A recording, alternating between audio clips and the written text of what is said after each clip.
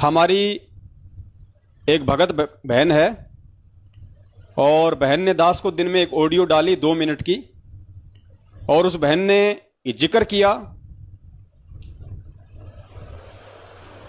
कि भगत जी मुझे रात को सौपन आया और सौपन में गुरुजी आए, और जब गुरुजी आए तो मैं गुरुजी के चरणों की सेवा करने के लिए बैठ गई, चरण सेवा के लिए, चरण दबाने के लिए। तो मेरे मन में यह था कि भाई लोग कहते हैं कि गुरुजी के जो चरण है वो तो रुई की तरह हैं, गुरुजी के हाथ पैर हैं वो हाड़ मांस के नहीं हैं, तेज पुंज के हैं, और जब उनको हम दबाते हैं तो रुई की तरह लगते हैं, फोम की तरह। क्योंकि बहुत सारे इंटरव्यू में भी बहुत सारी आत्माओं ने इन बातों का जिक्र किया हुआ है। तो ये सोच के उस बहन ने चरणों की सेवा करनी शुरू की, और बहन ने बताया कि भगत जी मुझे वो रुई जैसे नहीं लगे, मुझे उनमें हड्डी भी लगी, और मुझे ऐसा ही लगा जैसे मेरे चरण हैं, इतने ही टाइट, इतने ही हार्ड। उसके बाद में जब गुरुजी वहां से जाने लगे तो मैंने खीर बना रखी थी, और खीर मैंने एक बड़ी सी कटोरी में डाल रखी थी। जैसे ही गुरुजी जाने लगे तो गुरुजी का जो पैर था, जो गुरुजी के जो चरण थे, वो एक पैर उस खीर के अंदर आ गया, उस कटोरी में गुरुजी का एक पैर डल गया। तो मैंने कहा कि गुरुजी ये तो गंदी हो गई, तो क्या मैं इसे फेंक दूं? तो परमेश्वर ने कहा कि बेटी फेंक दे। उसके बाद मुझे लगा कि मुझे नहीं फेंकनी चाहिए, और वो खीर मैंने नहीं फेंकी।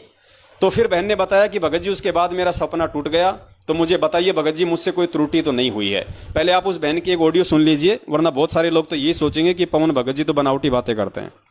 पुण्यात्मा, यहां कुछ भी बनावटी नहीं मिलेगा आपको। पहले भी जो 2 शंका समाधान सुनाए हैं, या आज से पहले भी जितने सुनाए, वो सभी किसी न किसी सत्य घटना के ऊपर आधारित हैं।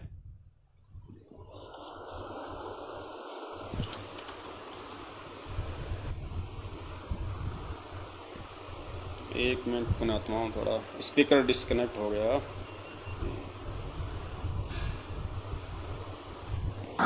सच साहिब बनाए मेरे सपने में गुरुदेव आए, और मैंने गुरुदेव से कहा गुरुजी चरण सेवा करना चाहती हूँ। गुरुजी मुस्कुरा रहे थे और लेट गए। मैं गुरुजी की चरण सेवा करने लगी। इतने में मेरे अंदर विचार आया कि कहीं कोई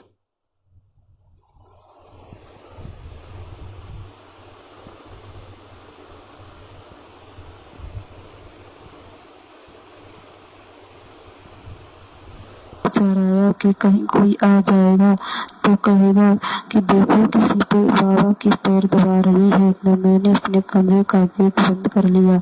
फिर एकदम फिर विचार आया कि कोई कहे से कहने दो, मेरे लिए तो मेरे गुरुजी भगवान हैं। फिर मैंने कमरे का गेट खोल दिया। ये सब क्रिया देख के गुरुजी मेरे पर मुस्कुरा रहे थे और चरण सेवा कर रहे थे। तो गुरुजी के चरणों में मुझे हाल चाम सा महसूस हो रहा था। तो इस बहन की आवाज थोड़ी साफ नहीं आ रही है, जैसी आवाज थी वैसी मैं आपको सुना रहा हूं। तो बहन कह रही है कि मुझे रात को सौपन आया कि गुरुजी मेरे घर पे आए, और मैं गुरुजी के चरणों की सेवा करने के लिए बैठी। उससे पहले मुझे लगा कि कहीं कोई देख ना ले और लोग ये ना कहें कि तू तो किसकी चरणों की सेवा कर रही है। तो मैंने दरवाजे और खिड़की बंद कर दी लोक लाज में कि लोग क्या कहेंगे। उसके बाद मुझे लगा कि नहीं, ये खोल देने चाहिए, तो मैंने वो खोल दी। फिर मैं गुरुजी के चरणों की सेवा करने लग गई। फिर मुझे ऐसा लगा कि जैसे गुरुजी के जो चरण हैं वो तो टाइट हैं, जैसे हार्ड मांस के होते हैं। क्योंकि लोग तो कहते थे कि गुरुजी के जब चरणों की सेवा करोगे तो रुई जैसे लगेंगे, लेकिन मुझे रुई जैसे नहीं लगे। उसके बाद जब परमात्मा जाने लगे तो मैंने खीर बना रखी थी। उस खीर के कटोरे में पूज्य गुरुदेव जी का एक चरण रखा गया।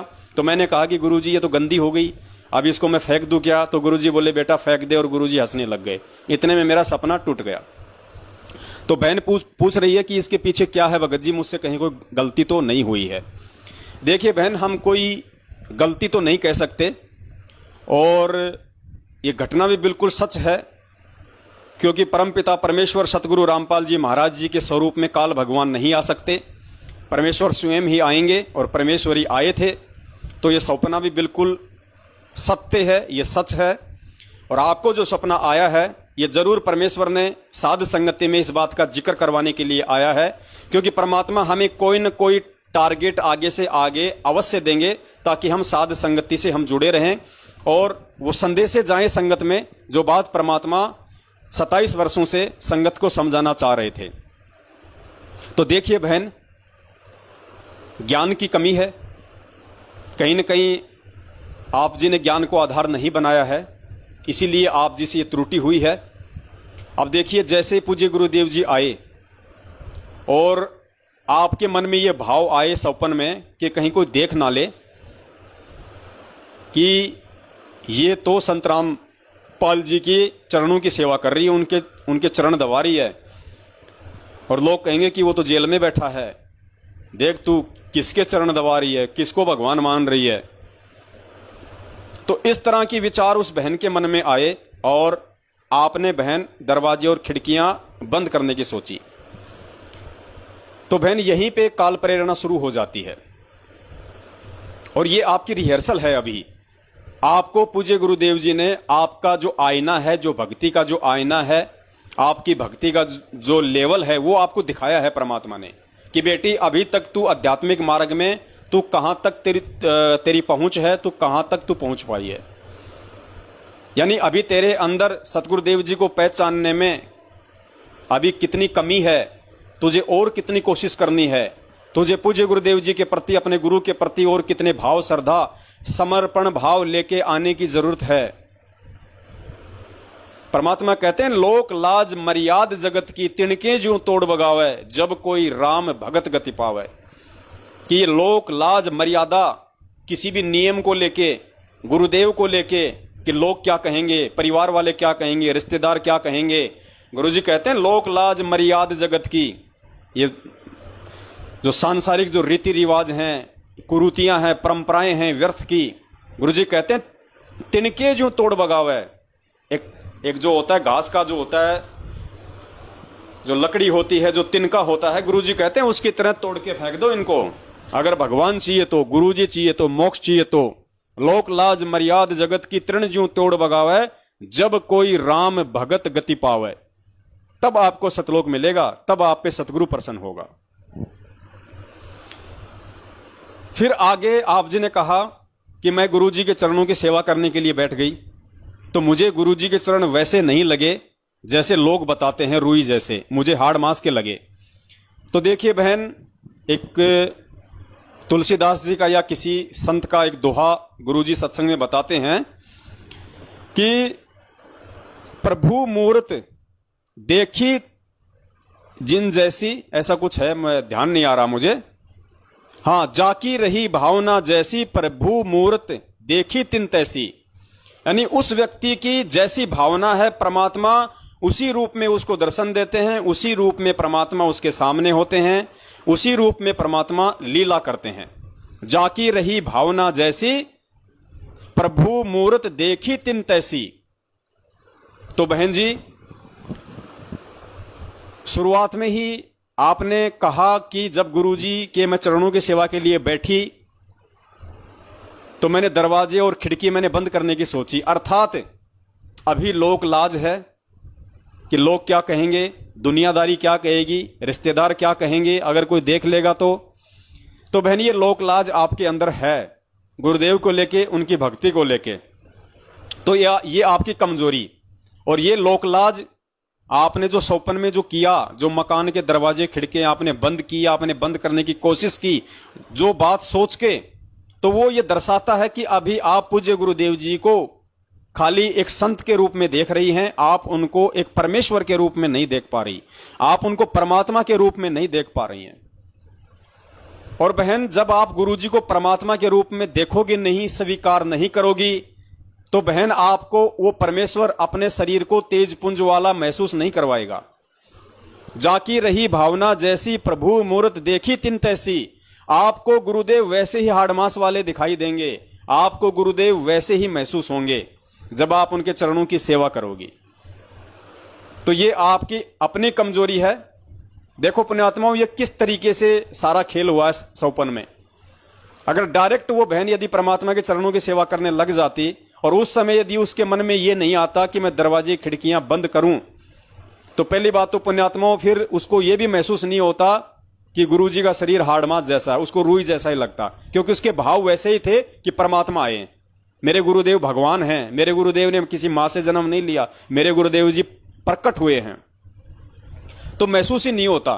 लेकिन उसको महसूस हुआ तो उस चीज को समझाने के लिए, उस बहन की शंका के लिए परमात्मा ने उस चीज को आधार बना दिया कि बेटा इसको मेरा शरीर हाड़ मांस जैसा इसलिए लगा क्योंकि अभी इस बहन के अंदर लोक लाज है। जब मैं आया और मैंने इसको चरणों की सेवा देनी चाहिए तो इसने खिड़की दरवाजे ये सोच के बंद कर लिए कि लोग क्या कहेंगे। तो इसने मुझे अभी परमात्म रूप में स्वीकार नहीं किया। अभी मुझे इस बहन ने, इस शिष्या ने मुझे कबीर परमेश्वर के रूप में स्वीकार नहीं किया, जिस कारण से इसको मेरा शरीर वैसा ही इसको महसूस हुआ। उसके बाद बहन ने बताया कि जब गुरुजी जाने लगे तो खीर बनी हुई थी। खीर के एक कटोरे में गुरुजी का चरण उस खीर के कटोरे के अंदर आ गया। और फिर बहन ने छोटी सी गलती कर दी।